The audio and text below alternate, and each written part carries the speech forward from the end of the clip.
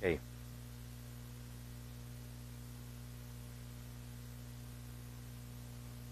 Patuloy pa rin po tayo sa pag-aaral natin patungkol sa mga distinctives natin bilang isang gawain at bilang isang iglesia.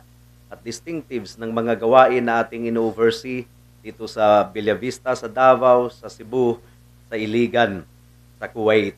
Nawa ay ang banal na espiritu ang siyang kumilos sa ating mga pagtitipon, sa ating gawain upang ma-achieve natin ang mga distinctives na ito at ipamuhay natin ayon sa nakasaad sa banal na kasulatan.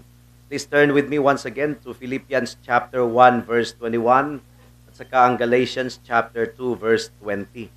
Sabi po ng Philippians 1:21, sapagkat sa ganang akin ang mabuhay ay si Kristo at ang mamatay ay pakinabang. And then sa Galatians 2:20, ako'y ipinakong kasama ni Kristo at hindi na ako ang nabubuhay, kundi si Kristo ang nabubuhay sa akin at ang buhay na ikinabubuhay ko ngayon sa laman ay ikinabubuhay ko sa pamamagitan ng pananampalataya sa anak ng Diyos na sa akin ay nagmahal at nagbigay ng kaniyang sarili dahil sa akin.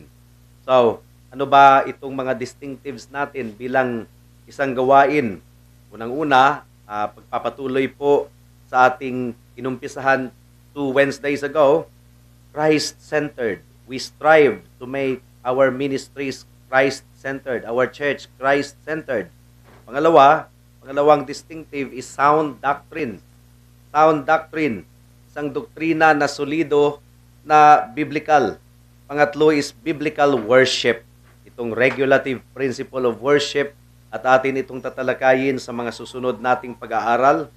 Pang-apat na distinctive po natin ay expository preaching.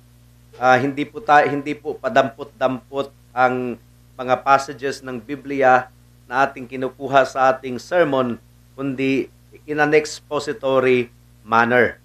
Pang-limang distinctive natin ay ang personal holiness, kabanalan sa ating buhay bilang isang iglesia. Pang-anim is loving community, fellowship sa loob ng iglesia. Sinasabuhay po natin ang Christian fellowship. At pang-pito, itong commitment to evangelism. Itong commitment natin na i-reach out ang maraming kaluluwa at dalhin sa paanan ng ating Panginoong Jesucristo. At nasabi na po natin last time na itong mga distinctives na ito ay parihong descriptive and prescriptive. Ito na po ang nagdi-describe sa ating gawain ngayon sa biyaya ng ating Panginoon. Ito na ang ating isinasabuhay bilang isang iglesia, pero nagsusumika pa rin tayo na lumago sa mga bagay na ito. So it is both descriptive and prescriptive. So kahit ito na ang ating isinasabuhay bilang isang iglesia, pero patuloy pa rin tayong nagsusumikap na mas kuminang pa ang ating patutuo sa harap ng mundo. Ito ang nagdi-describe sa atin bilang isang iglesia, pero ito din ang ating goal patuloy bilang isang iglesia. So itong mga distinctives na ito ang nagpo-provide po sa atin ng standard na kinakailangan po nating panatilihin, lumago tayo at hindi po natin ito lilisanin. Hindi po sapat na i-preach natin ang mga distinctives na ito, kundi i-display talaga natin sa ating buhay at all cost ay ipamuhay po natin ito. And ang first distinctive, itong Christ-centeredness, ito naman talaga ang pinaka-prime. Ito yung namamahala sa iba pang mga distinctives. Maging sa ating personal life din, kung Christ-centered ang ating buhay, nasa ilalim ng pamumuno ng ating Panginoong Jesucristo, if we find our existence in the Lord Jesus Christ, kinikilala po natin ang ownership niya sa ating buhay at sa ating iglesia, it will govern how we live in the world. So kung ang isang iglesia ay talagang nire-recognize ng Panginoon ang founder at ang Panginoon ang owner ng church, it will govern sa iba pang mga distinctives na ating pinagsisikapan na mapanatili. And sa ating naunang dalawang leksyon, ini-stress po natin ang ating Panginoong Hesukristo. Siya po ang nasa heart ng ating existence bilang isang iglesia. At ang ating Panginoon din ang heart of our existence bilang mga nilalang dito sa mundo. Ang New Testament Church ay dinidefined as Christ-centered. Saan mang sulok ng Biblia natin hahanapin. We owe our existence to the Lord Jesus Christ bilang isang iglesia. Ang ating Panginoong Hesukristo ang lifeblood ng kanyang iglesia. Kung mawawala po ang pagtibok ng ating puso para sa ating Panginoong Hesukristo, abay tumitigil na tayo bilang isang iglesia. Ang danger ay hindi natin dapat kaligtaan at kalimutan. It's really a danger na kung ang isang iglesia ay hindi na Christ-centered. Ang ating Panginoong Hesukristo din ang pinakapuso ng ating human existence as human beings. Remember, tinalakay po natin nung nakaraan, ang chief end ng tao is to glorify God and enjoy Him forever. Kaya ang ating fullness, ang ating satisfaction ay nasa ating Panginoong Hesukristo lamang. Pero ang taong makasalanan, nahulog sa kasalanan, ay tinatanggi niyang kilalanin ang katotohanan ito. Ang meaning niya ay nasa pera, nasa enjoyment ng buhay, ang kaniyang reason for living ay para sa ibang mga bagay. Instead of living to the glory of Christ, sila po ay namumuhay upang aliwin ang kanilang sarili. Instead na sambahin nila ang ating tagapaglikha, they end up worshiping the created beings. Kung malalaman po natin ang kahalagahan ng Christ-centeredness sa parihong iglesia natin at sa ating personal na buhay, abay, susunod ang lahat ng ating kinikilos, ating ginagawa, ating isinasabuhay. If we know our focus, mga kapatid, mga kaibigan. So, paano ba natin ito i-work out practically sa ating iglesia at sa ating individual na buhay?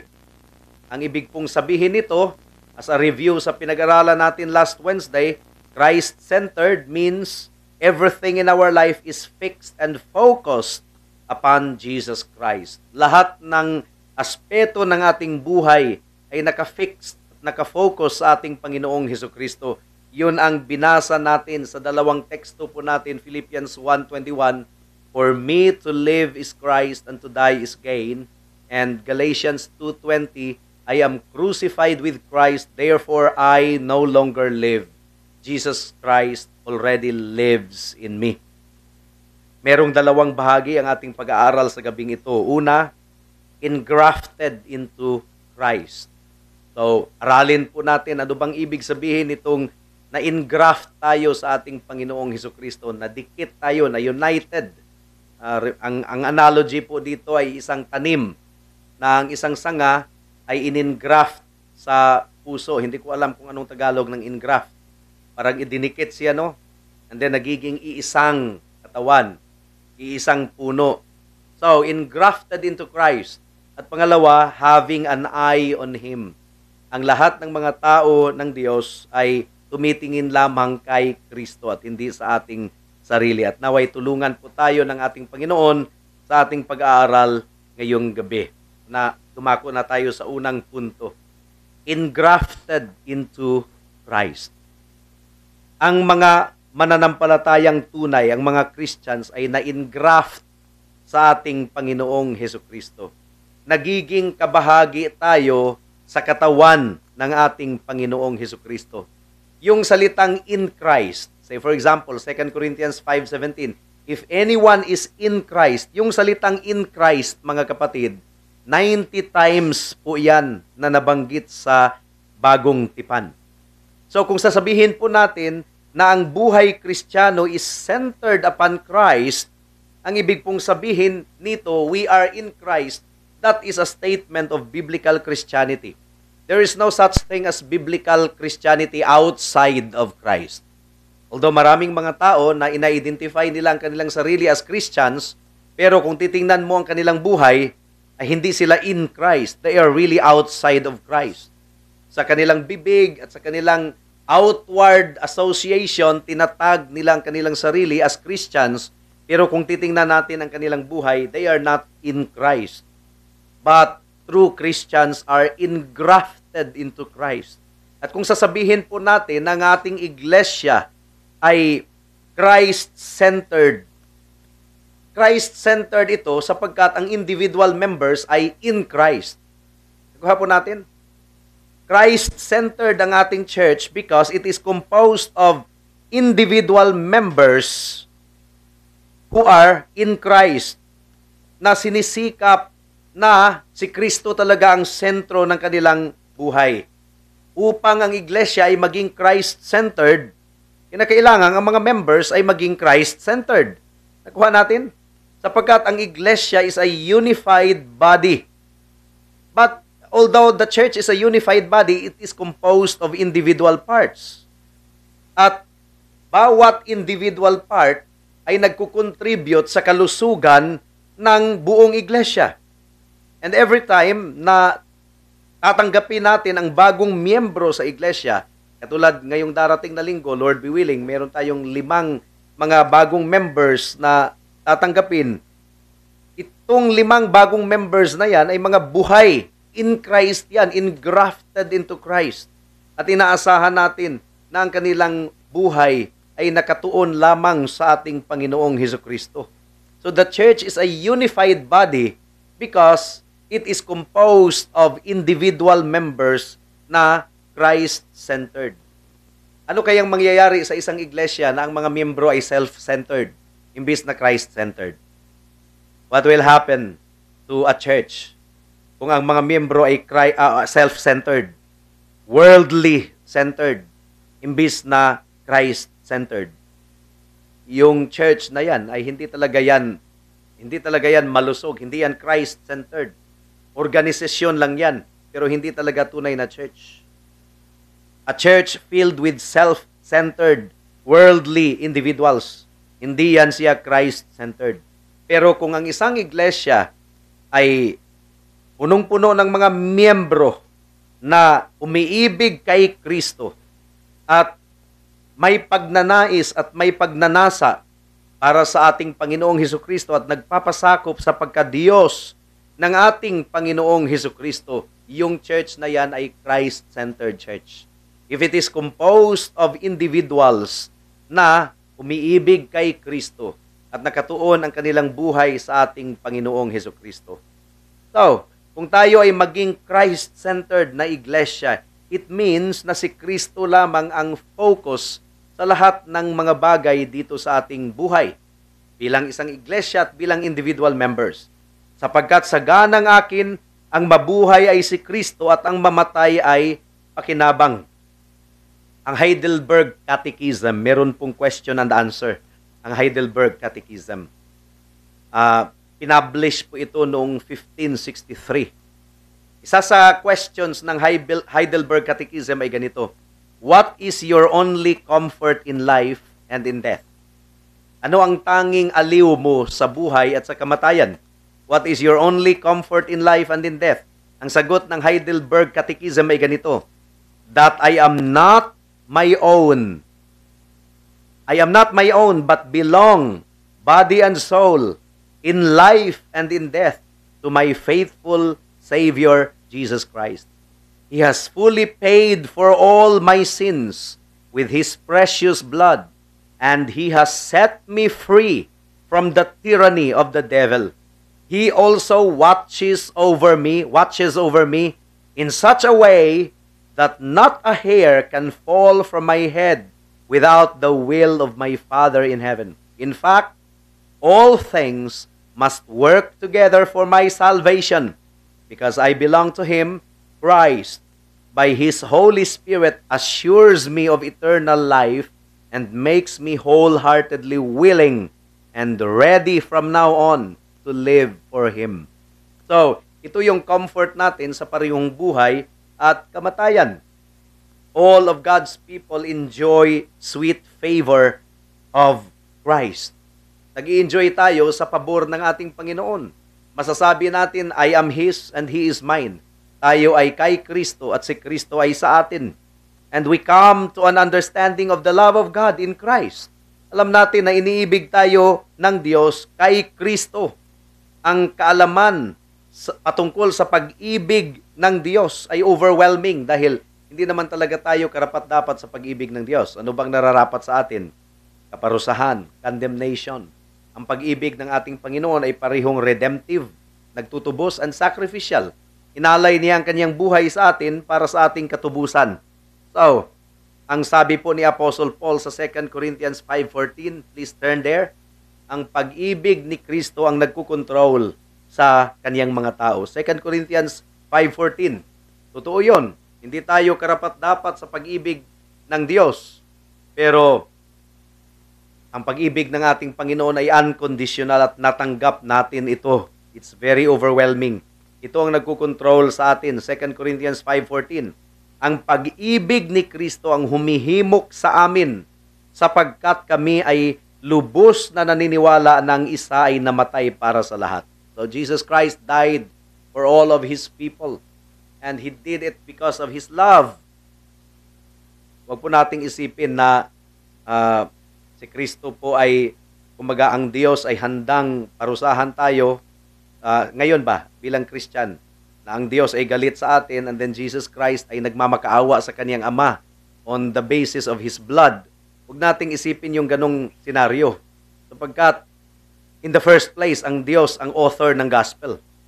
Ang Diyos ang umiibig sa sanlibutan, sa kaniyang mga tao. Kaya nga niya pinadala ang kaniyang bugtong na anak. Hindi po ganyan ang picture, no? Na ang Diyos ay punong-puno ng galit, tapos si Kristo araw-araw namamagitan, tingnan mo ang aking blood, and then napawi ang galit ng Ama. That's not the daily. Namamagitan ang ating Panginoon araw-araw sapagkat si Satanas ay nag-a-accuse sa brethren araw-araw. Pero kung i-portray natin ang Father as bilang galit and then napawi lang siya sa dugo ng kanyang anak, totoo naman talaga yon in a sense. Totoo talaga yon. Jesus Christ is the propitiation, but what I'm talking about is the daily intercessory ministry of Christ sa harap ng kanyang Father. Hindi po ganon. Hindi talaga ganon.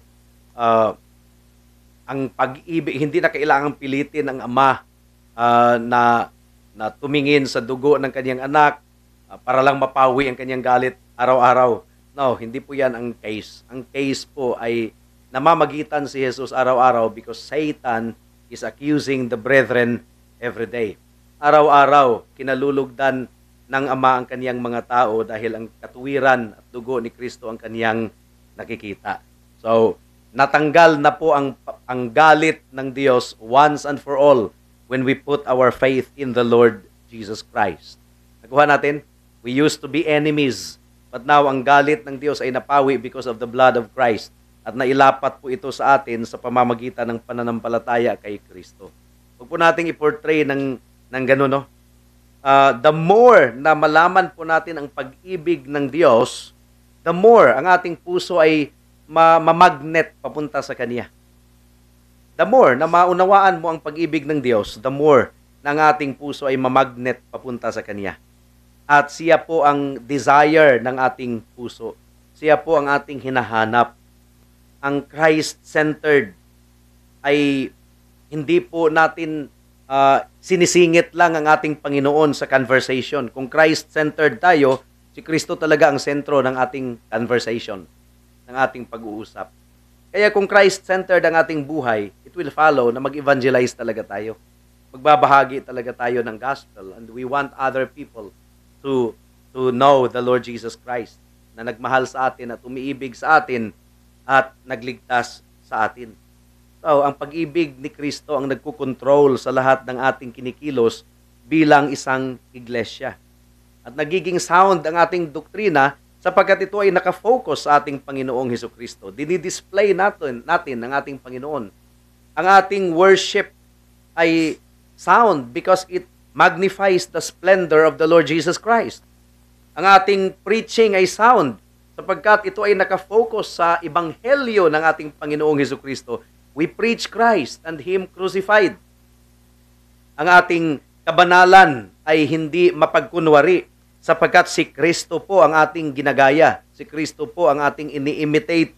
Si Kristo po ang ating tinutularan. We want to reflect the Lord Jesus Christ. We want to walk as He walked. Ang ating pag-ibig sa mga kapatiran, fellowship natin sa brethren ay hindi po scripted sapagkat ito ay driven sa ating pagkakaisa kay Kristo. At ang ating evangelism ay natural expression lamang ito ng ating bibig at ng ating kaluluwa at ng ating puso sapagkat si Kristo ang sentro ng ating buhay. So you see, the more a church becomes Christ-centered, the rest will just follow. Doctrine, worship, holiness, evangelism, the rest will just follow, mga kapatid. Ang Christianity ay nagdidemand talaga ng lordship ng ating Panginoon sa lahat ng bagay. Jesus is Lord. He is the Kurios. Ito po ang ating Christian profession. We are not our own. We are under the dominion and lordship of the Lord Jesus Christ. Tandaan po natin yan. That's what salvation is all about. Remember, bago tayo naligtas, ang ating Lord ay kasalanan. Si Satanas ang ating Lord, ang laman. Pero ngayon naligtas tayo, there is now a change in lordship. Jesus Christ is now our Lord. Romans chapter 10 verse 9. Please turn there. Romans chapter 10 verse 9. Ang sabi po dito, sapagkat kung ipahayag mo sa pamamagitan ng iyong bibig si Jesus na Panginoon at sasampalataya ka sa iyong puso na binuhay siyang muli ng Diyos mula sa mga patay, maliligtas ka. And this means na tayo ay mamumuhay sa paglilingkod sa ating Panginoon. At ang paglilingkod ay nagdidemand yan ng pagpapasakop. Hindi ka pwedeng maglingkod kung hindi ka nagpapasakop. At ang pagpapasakop ay hindi yan madali. Madaling sabihin, yes. Pero kung isa sa buhay natin yan, mahirap gawin sapagkat si Satanas ay kumikilos. It is possible for us na isipin natin na nagpapasakop tayo, pero sa totoo lang, hindi tayo nagpapasakop. Ang ating desire lamang, ang ating binibigyang kasiyahan. Mini-maintain lang natin ang ating sariling agenda. We are doing what we want to do rather than what Christ would have us to do. Kaya mag-ingat po tayo. Ang lordship is easier said than done. Pero ito po talaga ang calling natin bilang Christians na magpapasakop tayo sa pamumuno ng ating Panginoon. Si Kristo ang ating Panginoon. And if Jesus Christ is our Lord, if we are serving our Lord, then that demands submission. At kabilang na yang pag-deny natin sa ating sarili, pasanin natin ang ating cross in order to follow the Lord Jesus Christ. So, isa pang patunay na tayo ay Christ-centered, ang ating mga mata ay tumitingin lang kay Kristo. Meron bang Christ-centered na tumitingin tayo sa mundo at kasalanan ng mundo? Diba? Meron bang Christ-centered? Kung hindi talaga tayo Christ-centered, mawawalan talaga tayo ng balanse, mahuhulog tayo. Kinalakhan po naming laro dati is juggling ball. Nag-juggling yung ball. Kung napapansin niyo, I can juggle until 4 balls. Sa totoo lang. Hanggang 4 na bola po ang kaya kong i-juggle. Na ganun-ganun sa kamay. At hindi talaga nawawala yung skill na yan. Because we grew up with that ng kabataan pa namin during our elementary days. Pinaka-easy ay ang 3 bola kasi ganun lang yung kamay. Pinaka-nakakapagod yung 2 kasi isang kamay lang ang kumikilos. Pero yung 3 bola, i-balance kasi. So I can do that. I can do that. Lumaki po ako sa ganyang laro. And the key to that game is focus. Hindi ka talaga titingin sa kamay mo. Doon ka titingin sa bola. Imposible na masalo mo yung imposible na masalo mo yung ball kung titingin ka sa kamay mo. No, doon ka talaga. Kasi nakikita mo yung bola doon, igaganon mo rin yung kamay. Kikita mo yung bola papunta doon, igaganon mo rin yung kamay. So, ganun talaga ang buhay natin kung hindi po tayo nakatuon sa ating Panginoong Hesukristo. Ma-i-slide talaga tayo, ma-backslide talaga tayo. Pareho din sa pagdadrive ng motor. Hindi mo naman tinitingnan ng manubila kung ikaw ay mag-drive ng motor. No, you do not look at your hand. You look at the road. Diba? Yung dinadaanan mo talaga, yung focus. Tinitingnan mo talaga yung kalsada. Kasi kung hindi ka tumingin sa kalsada, and Jesus Christ is the way. Diba? Si Kristo ang daan. Titingin ka talaga kay Kristo sa daan. Kasi kung hindi ka titingin sa daan, ikaw po ay mahuhulog doon sa kanal. Malalaglag. Talagang ma-aksidente ka po. Now, kung si Kristo po ang ating tinitingnan palagi, Romans 13:14, please turn there. Romans 13:14. Kundi isuot ninyo ang Panginoong Hesukristo at huwag ninyong paglaanan ang laman upang masunod ang mga pagnanasa nito. Kung ikaw ay nahuhulog sa kasalanan palagi, besetting sin, that means doon ka tumitingin sa sarili mo at sa laman mo, hindi ka tumitingin kay Kristo. Higher thought, and for you to have a higher thought is to focus your thought sa ating Panginoong Hesukristo palagi. Christ affects how we view life. Lahat po ay nai-evaluate sa ating pagtingin kay Kristo. So, itatanong natin sa ating sarili, how much of my life reflect the Lord Jesus Christ?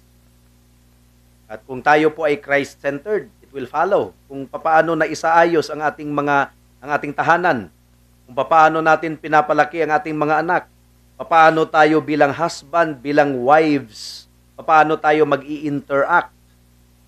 Si Kristo po ang ating model, si Kristo ang ating focus.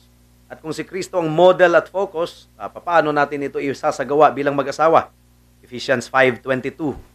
Sabi po dito, mga asawang babae, pasakop kayo sa inyong mga asawa, gaya ng pagpapasakop ninyo sa Panginoon. Sa mga asawang lalaki naman, Ephesians 5:25. Mga asawang lalaki, mahalin ninyo ang inyong mga asawa, gaya ni Kristo na nagmahal sa iglesia at ibinigay ang kaniyang sarili alang-alang sa kaniya. Now, sa mga anak naman, diba, may utos din. Mga anak, sundin ninyo ang inyong mga magulang sa Panginoon. Kay Kristo, children, obey your parents in the Lord, sapagkat ito'y matuwid. You see, ang Christ-centeredness ay nakaka-affect talaga yan sa lahat ng aspeto ng ating pamumuhay. Nakaka-affect nga sa aspeto ng pagsunod natin sa ating mga boss, pag-respect natin sa kanila, and even those who are in government authority. Hindi talaga natin hahamakin. Hindi po tayo magsasalita. During the election, I may have commented something against the then candidate, di ba? I may have spoken something against his negative traits as to why some of us did not vote for him, or hindi naman natin alam, hindi naman natin minomonitor. But now that he is sitting as the president, we do not have any right to despise him. We do not have any right to despise him. We pray for him. Kung talagang i-mention po natin ang kaniyang pagkukulang at ang kaniyang mga maling programa, we do it not in a despising way, but we do it in a respectful way. Romans chapter 13. Romans chapter 13. But we pray. Sa madaling sabi, hindi po paaway at panghahamak ang ating style sa pag-point out ng wrong. Kasi sila po ang inilagay ng Panginoon na nakaupo diyan. So hindi po paaway ang style ng mga Christians, kundi very constructive and very respectful kung kinakailangan. But we have to pray. Ephesians chapter 6 verse 5 to 7. Sabi dito, mga alipin, sundin ninyo ang inyong mga Panginoon sa laman na may takot at panginginig, sa katapatan ng inyong puso na gaya ng kay Kristo. In Christ pa rin, Christ-centered. Hindi ang paglilingkod sa paningin na gaya ng pagbibigay lugod sa mga tao, kundi gaya ng mga alipin ni Kristo, na ginagawa ang kalooban ng Diyos mula sa puso, naglilingkod na may mabuting kalooban na gaya ng paglilingkod sa Panginoon at hindi sa mga tao. So, kung Christ-centered po tayo bilang individual, nakaka-apektar yan kung ano ang ating mga desisyon sa buhay. How we spend our money. Our Christ-centeredness controls how we direct our lives. Lahat ng ating buhay ay nagre-reflect kay Kristo dapat. Diba? Kung tumitingin tayo kay Kristo, hindi talaga tayo maliligaw sa lahat ng aspeto ng buhay. Isipin na lang ninyo yung driving. Kung tumingin kayo sa kamay ninyo sa manubila, talagang mababangga kayo. Pero kung tumingin kayo sa kalsada, hindi kayo mababangga. Look to Jesus because He is the way, the truth, and the life. Lahat po ay mini-measure according to whether or not it pleases the Lord Jesus Christ. 2 Timothy chapter 2 verse 4. 2 Timothy chapter 2 verse 4. Ang sabi dito, walang kawal na naglilingkod ang nakikisangkot sa mga bagay ng buhay na ito. Yamang ang kaniyang mithiin ay bigyang kasiyahan ang nagtala sa kaniya. You see? Hindi tayo masa-sidetrack. Ang ating focus is to please our Lord and Savior Jesus Christ. Ang pamumuhay natin dito sa mundo ay si Kristo. Ang buhay natin ay si Kristo. For me to live is Christ. Pero para sa isang tao na wala kay Kristo, for him to live is himself. Yun ang ano. Diba? Para sa isang hindi Christian, for me to live is me. For me. Diba? Para sa aking sarili. That is the desire of the lost man. For me to live is me, my life, my desires. Lahat ng attention ay nasa aking sarili. Look at me. Ganon. Love yourself. Diba? Mga kanta na ganon. All attention is upon me. Yun ang pinaka-desire ng isang unbeliever. Myself, my family, my achievements, my life. This is my life. Pero ang isang Christ-centered life, lahat po ay nakasentro kay Kristo at nagsusumikap na i-reflect si Kristo sa ating buhay. Though imperfectly, pero nagsusumikap tayo na ipamuhay natin ang ating Panginoong Hesukristo. Yun ang difference ng isang tao na wala kay Kristo at na kay Kristo. At ang church is composed of individuals, composed of members na Christ-centered. Ito po ang standard, ito ang description ng ating church, ito din ang prescription. Naway mapanatili po ito bilang isang iglesia dito sa Dasmariñas, bilang magiging ganap na iglesia sa Davao, sa Bellavista, sa Cebu, sa Iligan, sa Kuwait at sa iba't ibang bahagi dito sa mundo. This is our distinctive as people of God. And ito ang nakikita natin sa Bible. Anything other than that is not Christian. It's not Christianity. It's not church.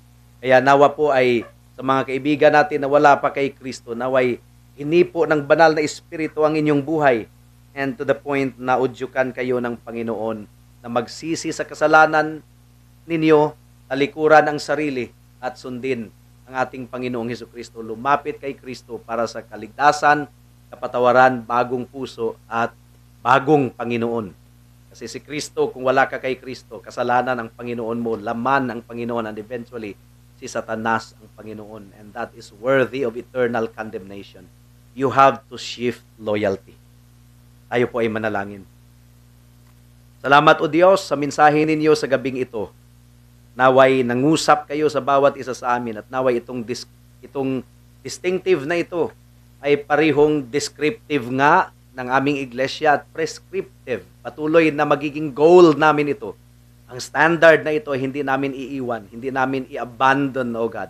Ipamuhay namin at mas lalo pa kaming lumago nito. Salamat po, Diyos. In Jesus' name we pray. Amen. Amen.